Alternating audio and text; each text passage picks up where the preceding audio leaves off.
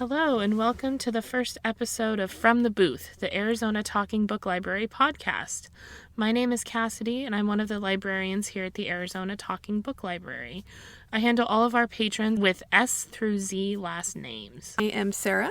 I work with patrons whose last names begin with E through K, though it's possible I've worked with others outside of that alphabet, covering as needed.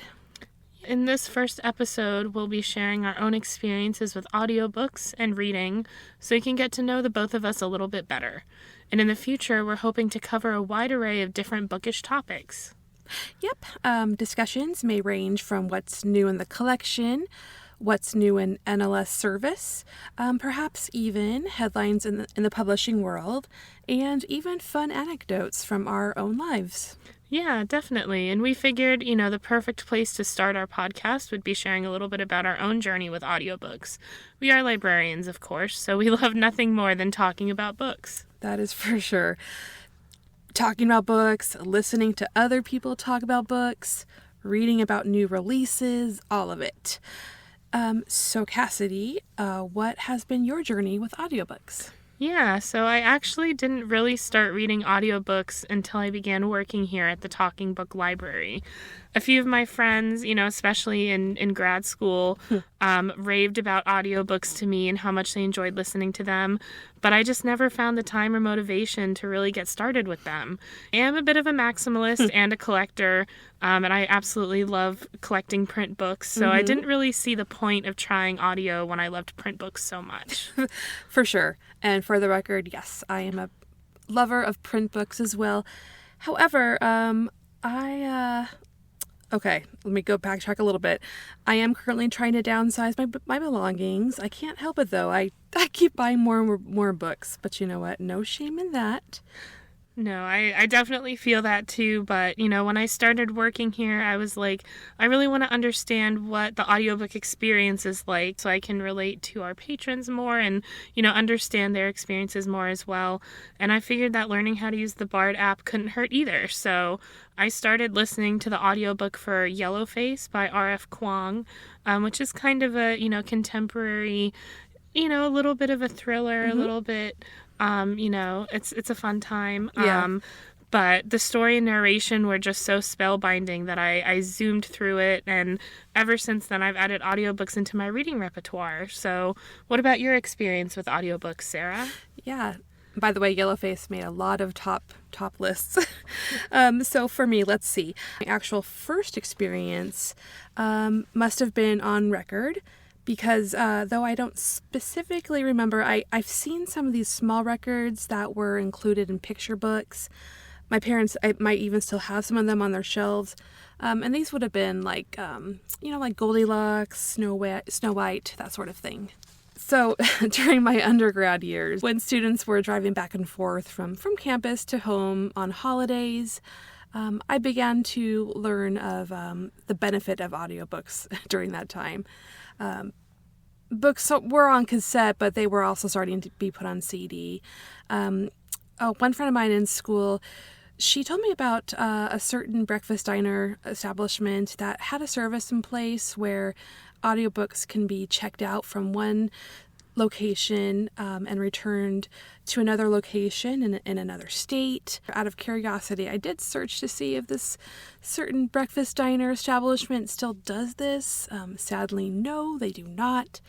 Apparently, it was called the Books on Audio Exchange program. It was discontinued in October of 2019. My true intro to audiobooks was on CD. And let me tell you, Cassidy, I do not miss those days. A Harry Potter book, it could take something like 20 discs, and that is not fun to manage while you're driving. Oh gosh, I bet. I have to say I'm glad we have our more modern technology to listen to audiobooks. Cassette tapes and 20 CDs seem like a much bigger hassle than our talking book machines in Bard. And, even though the talking book machines are a bit more simple compared to Bard, we still have the option to load you up with as many books as you want. So it's a lot easier. I know, it's so much better, in my humble opinion. So my question to you, Cassidy. So what kinds of situations have you listened to books? I know some obvious answers might be in the car, like we said, even out walking, maybe while cleaning. But have you ever found yourself in other situations where you pop in earbuds and listen to a book? So, for example, I pretty much always have an audiobook on hand when I have a dentist appointment. More specifically, if I have to get something done, like a filling. I cannot stand the sound of the drill, so I will put in my earbuds and turn the volume way up. Anything to take my mind off of what's happening. Yeah, no, I definitely listen to a lot of audiobooks while I'm driving. It makes long drives in particular a lot less exhausting. Yes. And I do also like to listen to them while I clean or sometimes even when I crochet.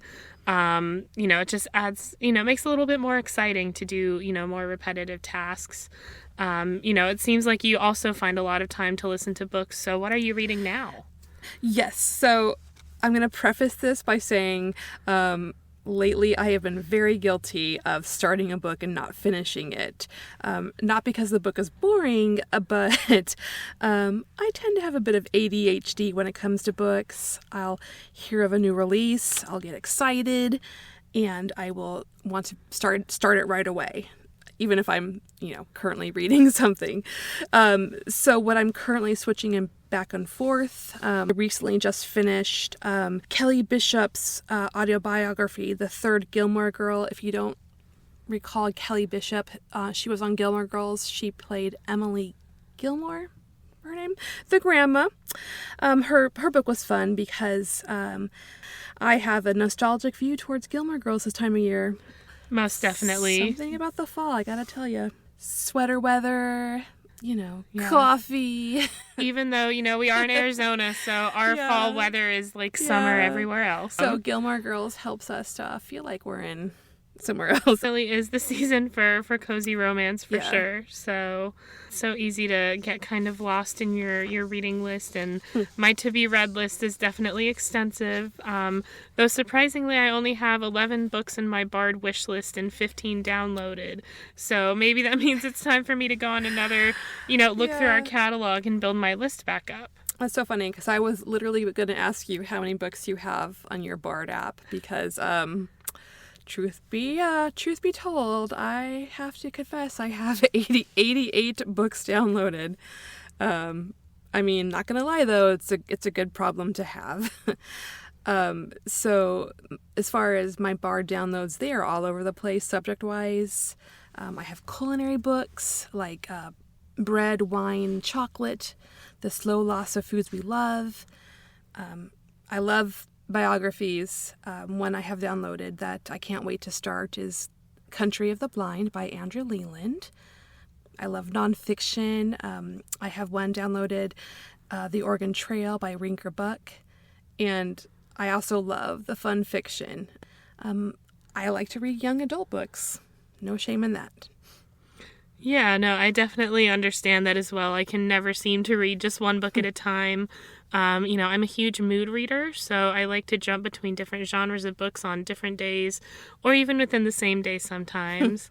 Some of the books I'm reading right now, I'm listening to the audiobook version of The Familiar by Leigh Bardugo, which is historical fiction that takes place in Spain during the time of the Inquisition, and it has just a touch of magic amongst all of the political intrigue, and the narrator is amazing. I absolutely love the narrator.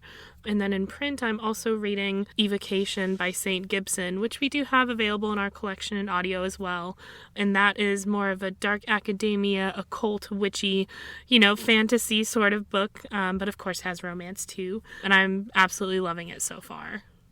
Yeah, sometimes even the time of year can affect what you're in the mood to read, for sure. It's a great resource are my coworkers. They tell me about their books they're reading, and I'm like, yes, please. Would like to read that too. No kidding. So for that reason, my to-be read list will never dwindle, and again, not a problem. So Cassidy, is there anything else you would like to say as we wind down our inaugural podcast?